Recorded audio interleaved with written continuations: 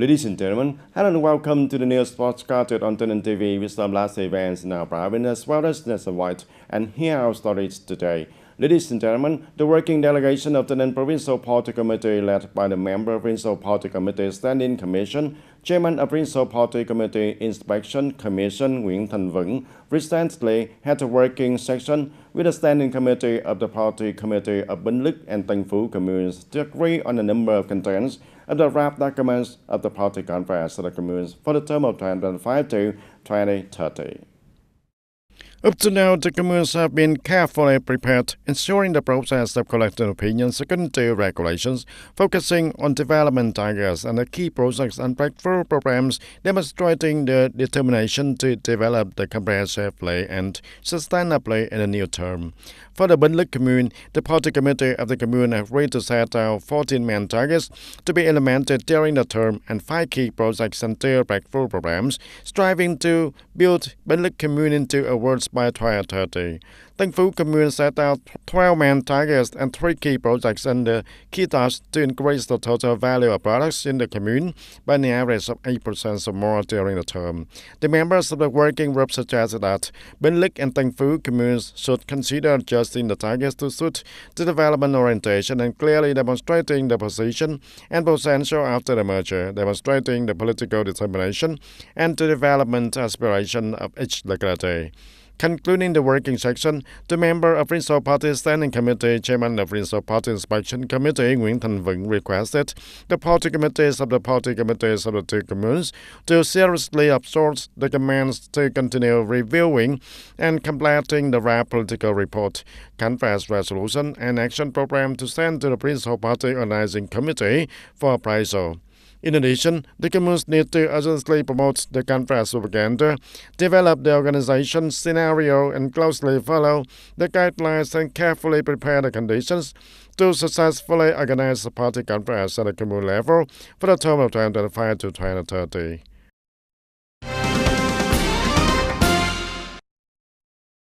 And from August 15, the civil servants and public employees working full-time on digital transformation, network information security, and network security will receive a support level of 5 million Vietnam dong per month. And this is the main content of Decree number 179 of 2025 recently issued by the government. Accordingly, the subjects of application include core civil servants and public employees in the political system, from the central to the commune level, and the police force, GME, and the right traffic organizations, and those holding specialized positions related to information technology, information security, electric transaction, etc., will receive a support level of 5 million Vietnam dong per month, paid with a monthly salary. This support is not included in the social insurance and health insurance contributions and will be applied until the salary policy reform is implemented according to the policy of the competent authorities, and the policy is aimed to attract and remain the IT human resources and improve the effectiveness of digital transformation in the political system. And in order to promote the rural industrial development in the province, the Department of Industry and Trade of TayNinhTV has recently announced important information about the industrial promotion plan for 2025 and orientation for 2026. Accordingly, the industrial promotion policy targets small and medium-sized enterprises, cooperatives, cooperative groups, and legally established business households. The list of industry is very diverse, from agriculture, forestry, and fishery processing, consumer goods production, chemicals for agriculture, construction materials production, for supporting industry, small-scale industry, etc. The support content focuses on many practical activities such as applying machinery and equipment, building technical demonstration models, participating in fairs and exhibitions, and supporting planning investment in industrial cluster infrastructure. For individuals and rural industrial establishments that are interested in receiving benefits, please contact the Economic Department of the Economic Infrastructure and Urban Development of Communes and Wards or the Center for Industrial Promotion and Trade Promotion for guidance. And after the merger, TayNinhTV is emerging as a bright spot, attracting investment with impressive business growth rates. On average, each month, the locality welcomes for nearly 300 new businesses, demonstrating its strong attractiveness and favorable business environment. From the beginning of the year to the end of July, TayNinhTV has licensed the establishment of nearly 2,000 new businesses with a total registered capital of more than 93,100 billion Vietnam dong. This is a clear demonstration of the business community's confidence in the province's development potential. And thus, to date, the province has more than 37,000 different operating enterprises with a total registered capital of nearly 912,000 billion Vietnam dong, and a strong increase in the number and registered capital of enterprises shows that TayNinhTV is creating an increasingly dynamic and attractive business ecosystem, and this promises to bring many job opportunities, promote economic growth, and improve the lives of the local people. And ladies and gentlemen, Young of Linh fish is a type of fish used to make a specialty dish that signals the official start of the flood season. At markets in Đông Tháp 10 region of TayNinhTV province, this type of fish is becoming a sought-after product.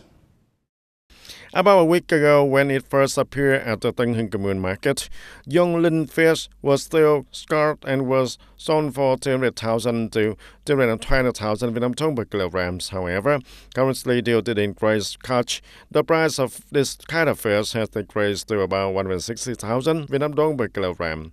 In addition to selling at the market, many traders also deliver to customers in and outside the province, selling an average of 15 to 30 kilograms of Linh fish per day. Because the water level this year has dropped a bit and so quickly, and there are a lot of fish, more than every year. Because every year, at the beginning of the season, the flood season, we sell a lot and sell until the end of July, and when it decreases again in mid-August. Besides young Linh fish, the typical vegetables of the flood seasons have also appeared. Among them, the TayNinhTV flowers cost from 50 to 60,000 Vietnam dong per kilogram, and water jellyfish or lotus flowers also cost about 7,000 Vietnam dong per roll. The most popular thing now is to have the Linh fish, and you have to eat with the kind of TayNinhTV, a kind of water flowers. With water jellyfish, lotus flowers are all year round, but eating them with lotus flowers is more delicious. And if there are a lot of Linh fish, the people will eat a lot of vegetables also, so the price is a bit higher. The Linh fish sells from 2 to 3,000 kilograms per day, and then must be accompanied by half of that kind of kilogram of vegetables. Each season has its own food. The buyers have the opportunity to enjoy fresh local products. Sellers are excited because they have more income. Young Linh fish and products of the flood season therefore become a typical flavor and closely associated with the culinary culture of the Đông Tháp 10 region every time the flood water comes. And currently, TayNinhTV has met many advantages thanks to abundant water resources from the Vam Gõ River system, Dầu Tiếng Lake, Thala Lake, and relatively complete irrigation system. This is one of the potential for developing agricultural production, especially for the rice cultivation. According to the statistics of the Department of Agriculture and Environment, after the merger, the rice growing areas in TayNinhTV province is about 664,000 hectares. Rice has the highest rate of mechanization in local cultivation, from land preparation, care harvesting to transportation, and its central harvest output is nearly 4 million tons per year.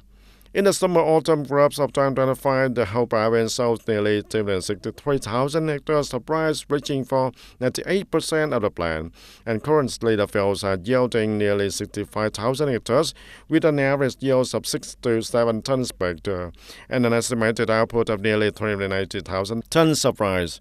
The rice industry in TayNinhTV has many prospects for the development thanks to favorable traffic conditions and support from the local authorities and enterprises outside and inside of province. When investing in TayNinhTV also see many opportunities from the growing areas, while quality as well as the province open policies.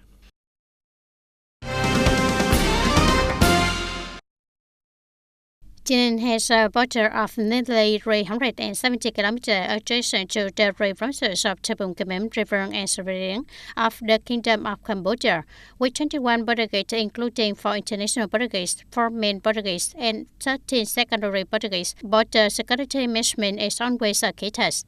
In recent times, cases of Vietnamese and foreigners illegally entering and exiting from Cambodia to Vietnam and vice versa have continued, mainly for the purpose of working, visiting relatives or trading.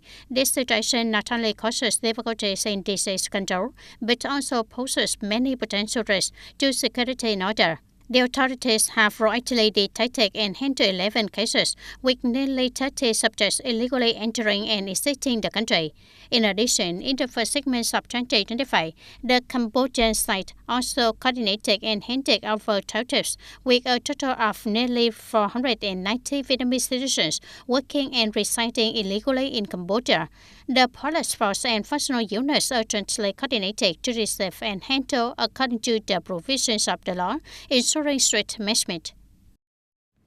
The entire health sector of the Ninh province currently has 11 provincial hospitals, 24 regional health centers, and 96 health stations. With a widespread health system, the synchronously implemented Circular No. 26 Administrative Health Effective from July the 1st of 2025, allowing medical examination and treatment facilities to prescribe medicine for up to 90 days for the people with stable chronic diseases. At medical facilities in the province, many patients have been prescribed longer prescriptions than before. Previously, people with chronic diseases often had to regularly go to medical facilities every month for checkups and to receive medicine, which significantly affected their daily life and work. After taking the medicine for 2 or 3 months, it will be much better. The patient will not be tired when going back and forth. I have heard about this new law for the past month. If it is like that, it will be good for the patient. Like me, every month, I go to the hospital for this stroke. It takes 2 or 3 years to recover. When I first went, my wife had to take me there.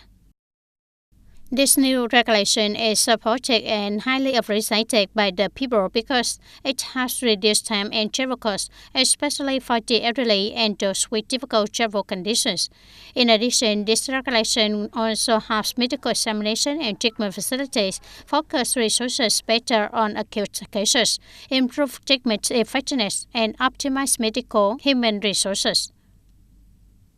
To effectively implement the regulation on long-term prescription, the hospital has proactively implemented several measures such as reviewing and classifying chronic diseases that are eligible for long-term prescription according to the list prescribed by the Ministry of Health, which is 252 diseases according to Circular 26, training for doctors on long-term prescription rules.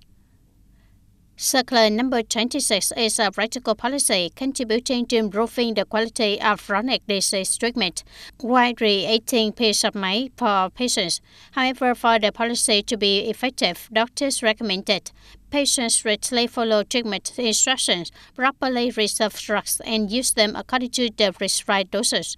At the same time, patients need to proactively monitor symptoms at home and immediately contact the medical facility if there are any unusual signs during treatment. Since the Vietnam-EU Free Trade Agreement or EVFTA took effect in August 2020, after 5 years, this agreement has been a catalyst for trade between Vietnam and the region to increase rapidly, contributing to strongly promoting bilateral trade turnover reaching nearly $300 billion, equivalent to nearly 40% of the total accumulated trade value between the two sides over the past 3 decades. Vietnam is currently the EU's leading trading partner in Asia and the 16th largest partner in the world. According to the European Chamber of Commerce in Vietnam, or Eurocham, EVFTA has thus become a motor of cooperation based on rules, common values, and long-term development vision in the context of global instability. Exports to Europe are diverse, from electronics, textile, furniture to agricultural products.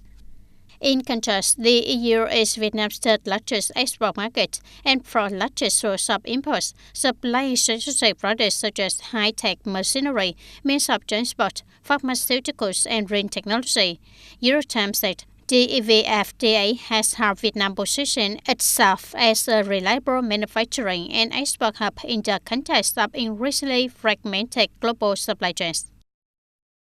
And according to the data from the Department of Culture, Sports and Tourism of the Ninh province, in the first 7 months of 2025, the tourist areas and destinations in the province welcomed more than 5.1 million tourists with a total revenue from tourism activities reaching for 3,530 billion Vietnam dong, an increase of 29% over the same period last year.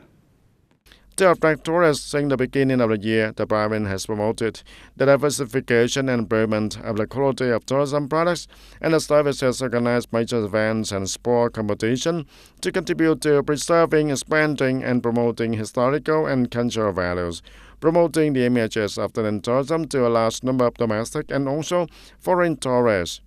Most recently, the Tourism Promotion Center has a meeting with a number of travel agencies operating in the province to agree on implementing a number of practical experiential tourism programs such as the non-song programs or the Fatherland program, a journey connecting geographical and cultural spaces from the east to the west, starting from Badang Mountain, a spiritual symbol and majestic nature, extending to Dom Thap Mui, a place with a strong imprint of the Southern River. The program TayNinhTV people experience TayNinhTV tourism that is considered a sustainable direction, contributing to improving the quality of TayNinhTV tourism in the long term, with expectation of creating a new highlight, increasing the attraction of the local tourism industry.